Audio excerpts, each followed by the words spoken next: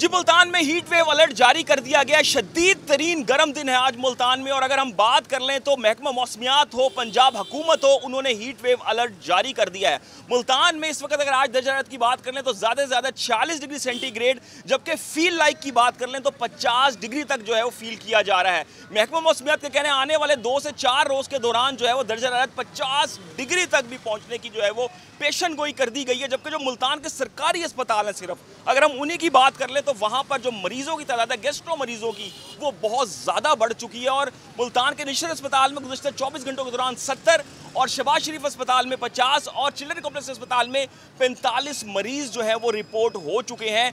महकमा मौसमियात का कहना है कि ये अभी शिद्दत और बढ़ेगी गर्मी की। और जो महकमा सेहत है उसका कहना है कि ख़ास तौर पे शहरी गैर ज़रूरी सफ़र तो बिल्कुल भी मत करें और सर को ढाँप के रखें हर सूरत में। मैं इस वक्त सर मेरा ऊपर जो है वो ये छतरी मेरे मौजूद है, लेकिन गर्मी की शिद्दत बहुत ज़्यादा महसूस हो रही है। पैरों से जो पैर रखना जो है वो महाल हुआ है। जूते अगर पहने हो तब भी बहुत ज़्यादा हीट महसूस हो रही है।